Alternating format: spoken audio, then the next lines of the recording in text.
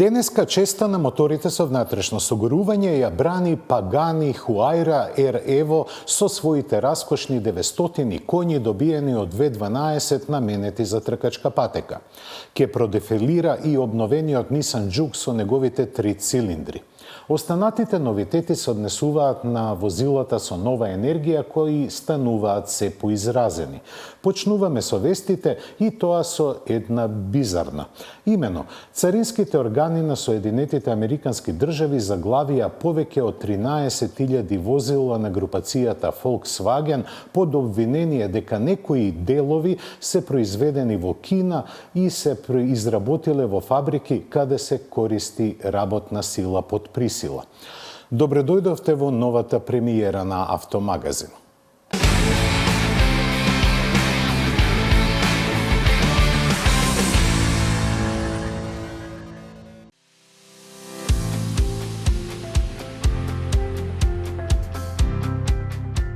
Светот е исполнет со бизарности, некои дури и за неверување.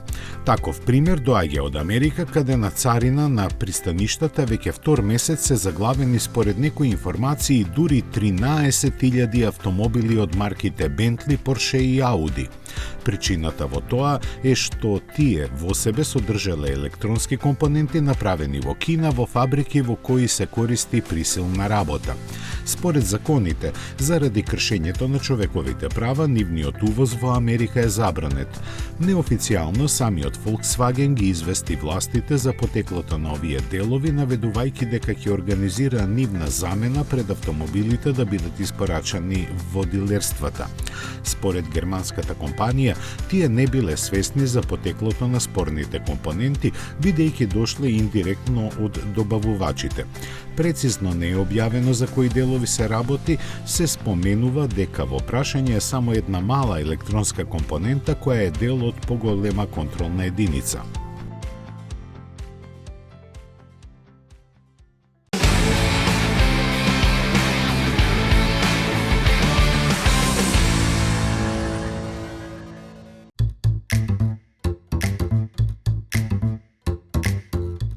Некои идеи злато вредат, како оваа, например, на младиот тим собран околу проектот Surge на мотопроизводителот Hero.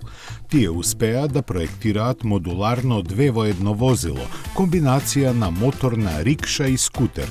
Ова оригинално решение од многу аспекти ќе им олесни на животот на сопствениците на мали бизниси во земјите со густ сообраќај, како што е Индија. Секој од возилата си има сопствена електрична погонска група, чии батерии се полнат независно. Трансформацијата трае само 3 секунди и за неа не е потребен никаков алат, бидејќи механизмот што го спојува скутерот со рикшата е едноставен за користење.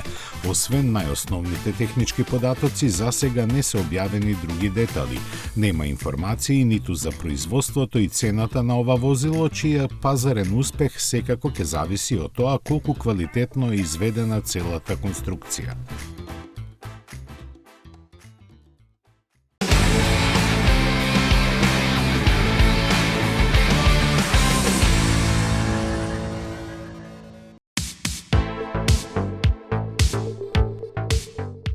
Алфа Ромео ја започна трансформацијата кон електрична марка со укинувањето на своите најмоќни модели Giulia и Stelvio Quadrifoglio, чие производство ќе запре во јуни. Ентузијастите ќе останат разочарени од испраќањето во пензија на 2,9 литарскиот битурбо V6 мотор со 510 коњски сили направен со помош на инженерите на Ферари, но не за долго. Веќе е најавен наследникот на Giulia, поставен на новата голема платформа на Stellantis, која ќе се користи главно кај американските модели, но и за Maserati. Како и другите, и таа ќе биде мултиенергиска, односно ќе нуди бензински, хибридни и електрични погонски опции.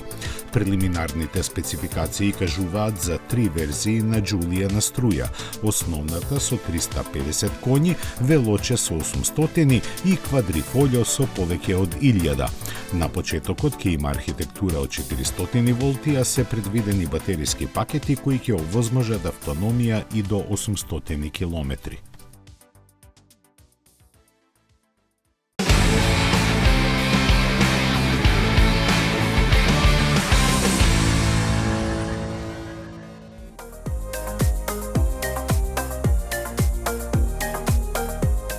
Lynk & Co го зголемува своето присуство во Европа. Од годинава кинеско-шведската компанија ќе настапува уште во 12 земји, меѓу кои и Македонија. Пазарното проширување ќе започне од Грција и Романија, пошто ќе следат сите балкански земји и Молдавија. Lynk & Co, кој е во заедничка собственост на Geely и Volvo, досега работеше во 7 западноевропски земји. Брендот, основан пред 8 години, располага со широка гама на кинескиот пазар, а во Европа е присутен само со компактниот кросовер означен како 01. Овој плагин хибриден модел со електрична автономија од 75 км е развиен во Шведска и ја дели платформата со Volvo XC40. Се произведува во Кина, а цената во Германија му стартува од 46.000 евра. Освен да се купи, возилото може да се земе и со претплата од 600 евра месечно. За сега од Lynk & Co нема информации дали и кога во Европа ќе бидат понудени некои други модели.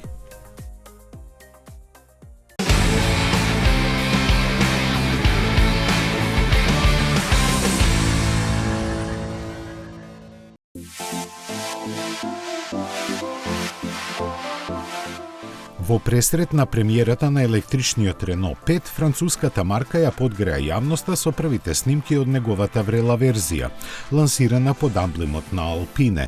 Таа ќе биде спортско настроено братче на хеджбекот кое ќе ги навести новите времиња за компанијата.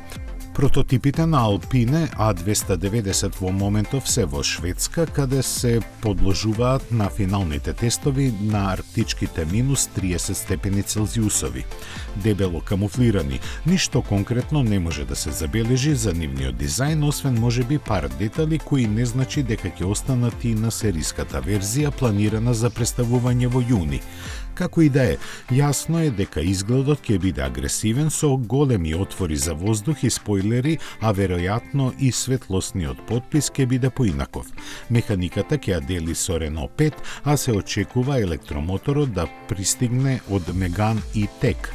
Во јавноста се шпекулира дека неговите 218 коњи ќе нараснат според едни на 270, а според други информации на 290, токму како ознаката што ја има.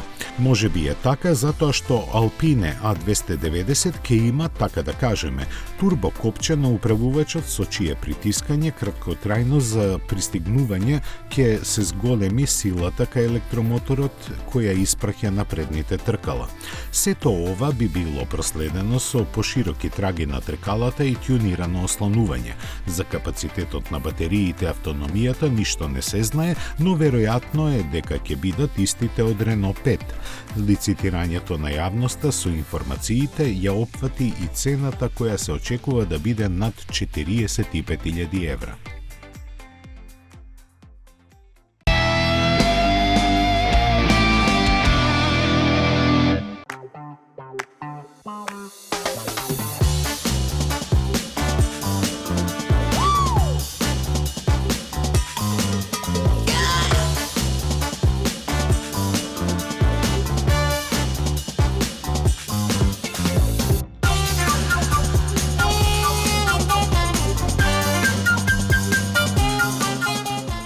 Сигурно имаш прашање. Како?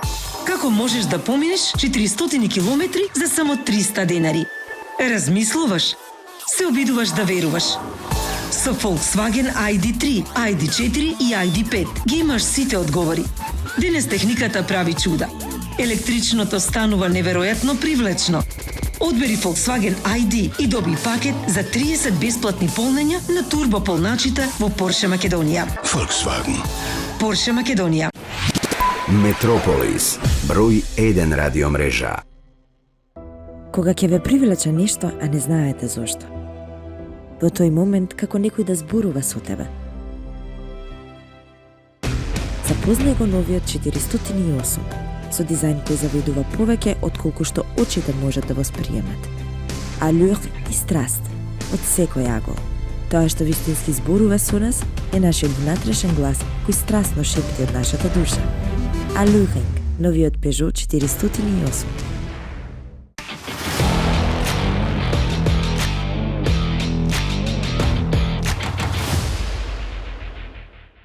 Порше Панамера од своето појавување на пазарот означуваше нешто посебно за марката. Не само што стана првата спортска лимузина од Цуфенхаузен, таа стана и предводник во транзициските технологии на марката.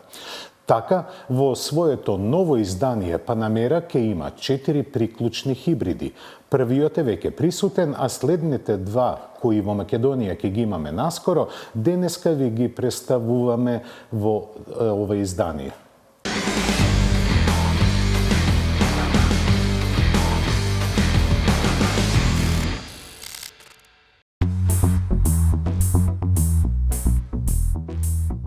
Статистиката за двата нови хибридни модели на Панамера покажува дека и хибрид добил дополнителни 8 конски сили, но моќноста на SE хибрид е намалена за 16 коњи.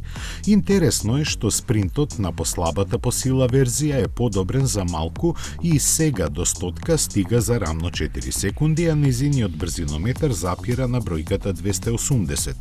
Во апсолутни бројки, Панамера SE хибрид е побрза со крајните 290 км на час, но задржано е забрзувањето од мирување на 3,5 секунди. Електричниот мотор кој се наоѓа во ПДК менувачот и испумпува 190 конски сили, што е за 54 коњи повеќе во споредба на претходната изведба. Новите хибриди ја добиваат истата батерија од 25,9 киловат-часови, што е за 45% поголемо од единицата од 17,9 киловат-часови користена на стариот автомобил. Ова е зголеми електричната автономија до 94 километри. На поголемите батерии се разбира, им треба подолго време за полнење, но Порше има 11 киловатен граден полнач за да помогне да се забрзаат работите. Списокот на опрема е прилично долг и вклучува ставки кои не се во менито на претходните модели, вклучувајќи ги вратите со меко затворање, прилагодување на седиштата во 14 насоки, греењето на воланот и помош за промена на лента. Двокомпонентните воздушни пружини и PASM приспособливи амортизери се стандардни кај двата модели, но купувачите исто така добиваат можност да се надополнат со поставката Active Ride, која користи хидраулична пумпа со електричен погон.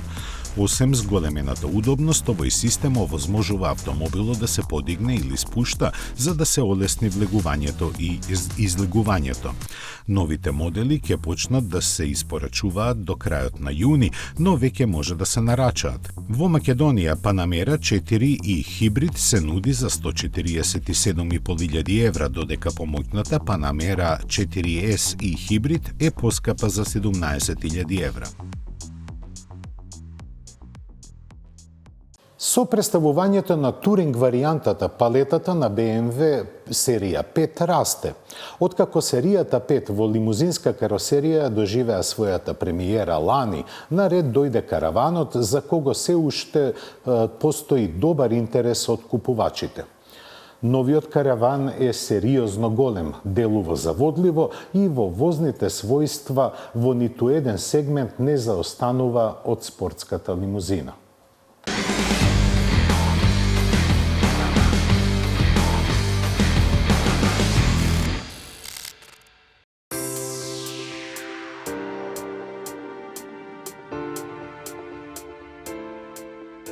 По седанот, караванот на новата серија 5 практично ја достигна должината на претходната генерација на серија 7.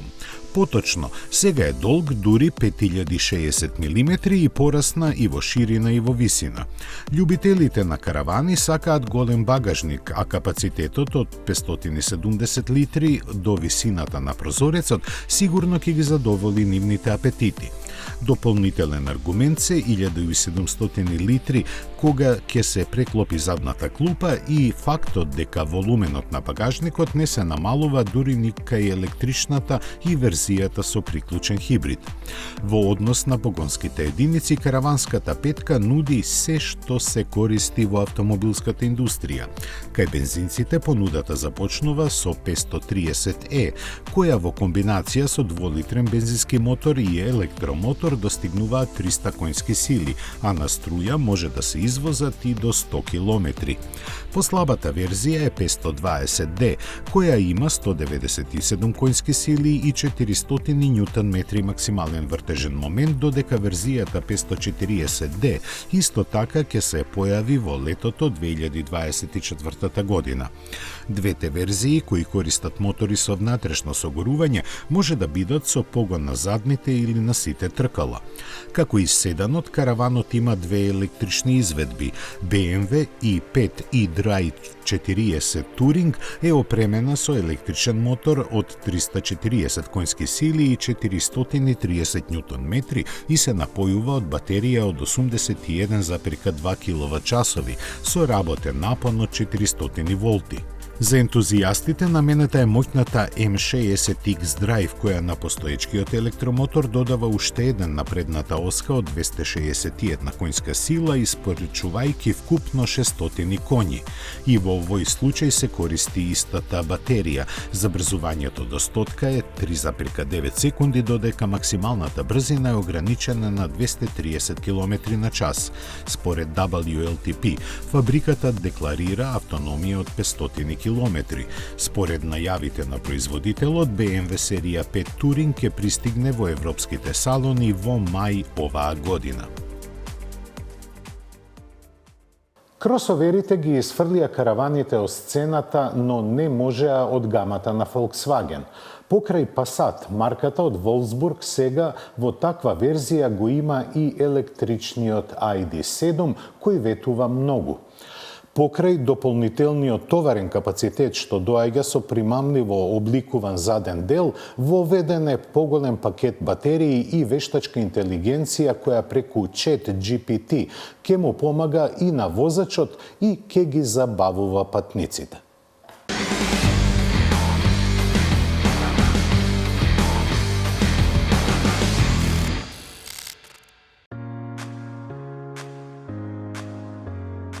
Караванот ID.7 ќе се нуди само во Европа, но добра вест за целиот свет е дека новата батерија од 86 кВт ќе влезе и во понудата на седанот за изведбата Pro и ќе овозможи поминување од 685 км од полнење до полнење. Основниот ID.7 Tourer доаѓа со познатата батерија од 77 кВт. Поголемата батерија може да се полни со 200 кВт наместо 175.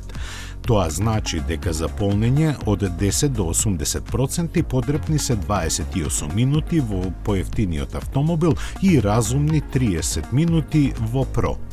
Лансирањето на моделот започнува со верзијата со единечен електричен мотор од 286 конски сили, што ги движи задните тркала. Подоцна ќе дојде и верзијата со два мотори и погон на сите тркала. Volkswagen вели дека багажникот натоварен до прозорецот има капацитет од 605 литри, што е за 35 повеќе од BMW i5. Максималниот товарен капацитет со спуштени задни седишта е 1714 литри. Од дизајнерски аспект, предниот дел не се разликува од лимузината ID.7, а неопходните зафати на задниот дел му донесоа шутинг брейк форма. Во внатрешноста го имате истиот мал дигитален пакет инструменти и голем 15-инчен екран на допир на таблет кој лебди на централната конзола. Она што е ново е интеграцијата на ChatGPT, Artificial Intelligence технологија со подобрен гласовен асистент кој може да управува со повеќе карактеристики на автомобилот и да истражува информации на интернет, како и head-up дисплеј кој сега покажува упатства за навигацијата од Apple CarPlay и Android Auto. За сега Volkswagen ID7 Touring ќе се продава само во Европа, каде нема многу конкуренти. Продажбата на Volkswagen ID7 Touring ќе започне во март, кога ќе бидат познати и цените. Оваа година Nissan се фокусираше на подобрување на внатрешноста на Juke за да биде конкурентен во преполнетиот сегмент на мали кросовери. И затоа Nissan го ажурираше Juke за 2024 година.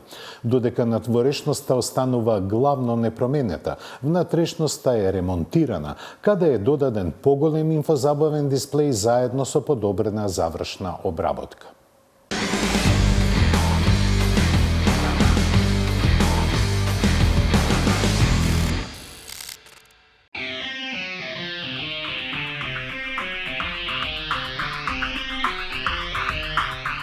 Оваа година Nissan се фокусираше на подобрување на внатрешноста на Juke за да биде конкурентен на преполниот сегмент на мали кросовери. Досега надворешноста останува главно непроменета, а внатрешноста е ремонтирана, каде е додаден поголем инфозабавен дисплеј заедно со подобрено завршена обработка. Може би звучи саркастично, но најголемата промена е новиот 12,3 инчен инфозабавен дисплеј кој се наоѓа на врвот на малку редизајнираната контролна табла наклонета кон возачот. Nissan вели дека материјалот која имитира кожата обвиткан околу воланот е помазен на допир. Надворешните ажурирања се ограничени на ревидирана палета на бои и нови тркала со диаметар до 19 инчи. Врвот на надворешниот рестайлинг е повторно воведување на опционалната жолта боја, исфрлена од понудата уште од првата генерација на Juke. Линијата Juke N Sport е новата врвна понуда, додавајќи црна завршница за покривот, столбовите, тркалата, лаковите на тркалата, ретровизорите и решетката во контраст на новата жолта нијанса. Направениот фейслифт не носи никакви промени во опциите на погонската група кои вклучуваат два избора. Тоа се 1 литарскиот трицилиндричен бензински мотор со турбополнач кој произведува 117 конски сили и 200 ньютон метри, испрекајќи ја силата на предната оска преку 6 степен мануелен или 7 степен ДЦТ менувач. Помотниот и поефикасен Juke хибрид комбинира атмосферски 1,6 литарски 4-цилиндричен мотор кој произведува 94 конски сили и е впарен со електричен мотор кој испорачува 36 киловати. Има пакет батерии со водено ладење од 1,2 киловат-часови и софистициран мултирежим автоматски менувач што испраќа енергија на предната оска. Производството на обновениот Nissan Juke веќе е во тек во фабриката Сандерленд во Велика Британија, а испораките се очекува да започнат некаде во наредните месеци. Цените ќе бидат објавени пред лансирањето и тие нема да бидат ниски.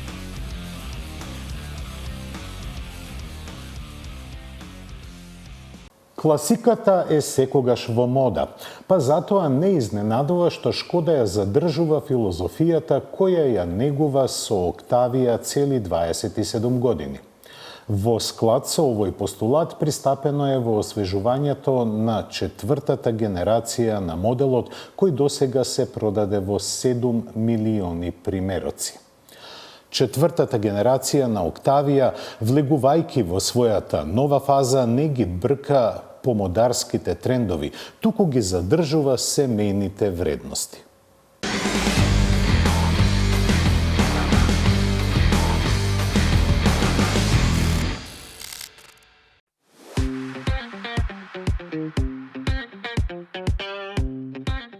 Токму поради популарноста и прифатеноста на Октавија, Шкода измените ги направи благи, колку да се запази свежината на изгледот и да се потенцира намената.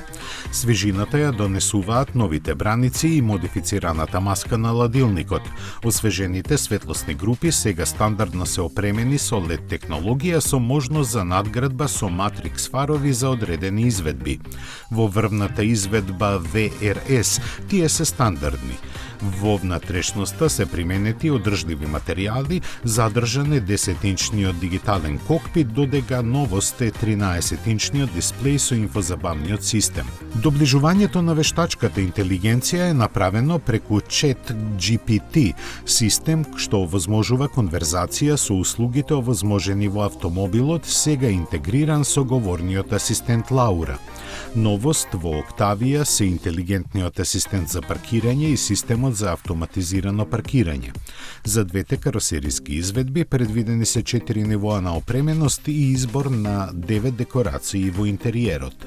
Палетата мотори започнува со 1,5 TSI и 2.0 TDI и двата со 116 конски сили. Следува 1,5 TSI со 150 коњи, подпомогнат со 48 волтен хибрид и DSG. Дволитрените TSI добија поголема моќ. Едниот сега има 14 коњи повеќе, вкупно 204, а оној за Октавија VRS сега испорачува 265 конски сили, што е зголемување во однос на претходната генерација за 20 коњи. Најсилниот дизел има 150 коњи. Во понудата остануваат мануелниот 6 и 7 степениот DSG менувач, а погон на сите тркала е сериски само во верзијата со моторот 2.0 TSI со 204 коњи. Во Македонија, обновената Октавија ќе пристигне во летните месеци.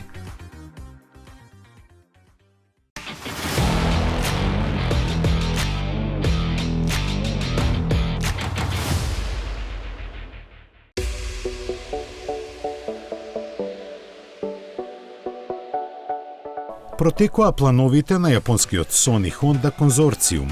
Тие се далеку од амбициозни, дури би рекле и воздржани. Формулата за успех која тие ја дефинираа се базира на долгорочни цели. Имено, место како сите други деновиве агресивно да настапуваат, јапонците се одлучија за трпелив пристап во развојот и лансирањето на нови модели. Според тоа, после електричната лимузина ќе следат уште два модела – кросовер и компактно возило, но дури до крајот на деценијава. Така кросоверот кој треба да се појави во 2027-та треба да биде понапреден од неа, посебно во однос на автономните способности. Нив Sony ги развива со помош на неколку звучни партнери, меѓу кои и Microsoft. Компактот, пак кој ќе биде во класата на Golf, ќе следи 1 или 2 години подоцна и ќе биде правен да има поприфатлива цена.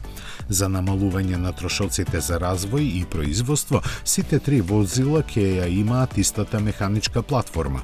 За неа засега се знае дека ќе има способности да подржи два електромотори од по 245 конски сили и пакет литиум-ионски батерии со капацитет од 91 кВт. Лимузината во својата предпроизводствена форма има 45 сензори, радар и камери, контролирани со моќна електроника обезбедена од Qualcomm. Дизајнот е наметлив со флуидна надворешност и големи екрани. Почетокот на продажбата е предвиден за стартот на 2026 година, а за цените се уште е многу рано да се зборува. Истото важи и за производството кое најверојатно ќе се одвива во американската фабрика на Honda во Охајо.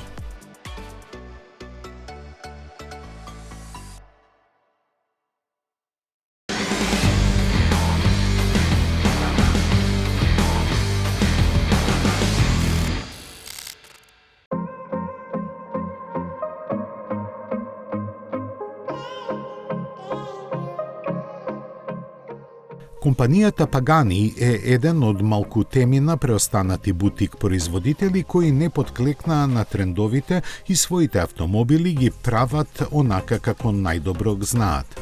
Затоа и секое нивно дело од ентузијастите се дочекува со респект, макар било наменето само за тркачка патека како што е Air Evo верзијата на Huayra. Нејзината главна особеност во однос на обичната варијанта е во обликот на опашката која е продолжена за 19 сантиметри.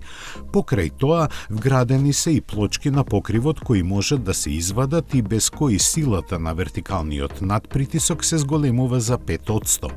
Заедно со разделникот напред издолжен за 10 сантиметри, сето тоа ја зголемува потисната сила за околу 45%, што со намалениот отпор на воздух обезбедува помоќни перформанси на екстремни брзини.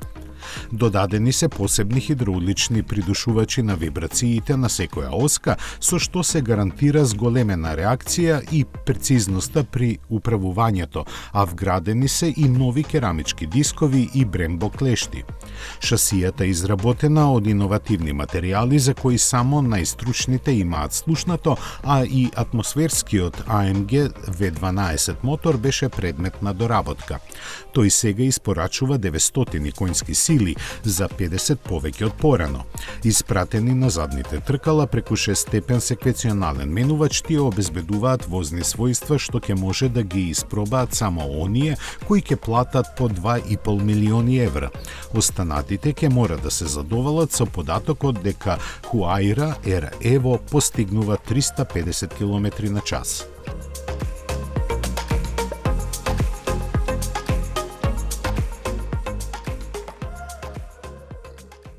Во понеделник, по 3 години пауза, се одржува Женевскиот мотор шоу.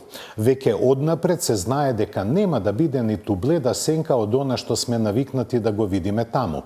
Сепак, ние ќе отпатуваме само поради една причина – да ви ги презентираме работите од прва рака.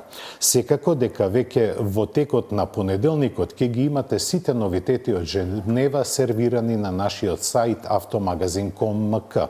Поздрав и се гледаме следната сабота.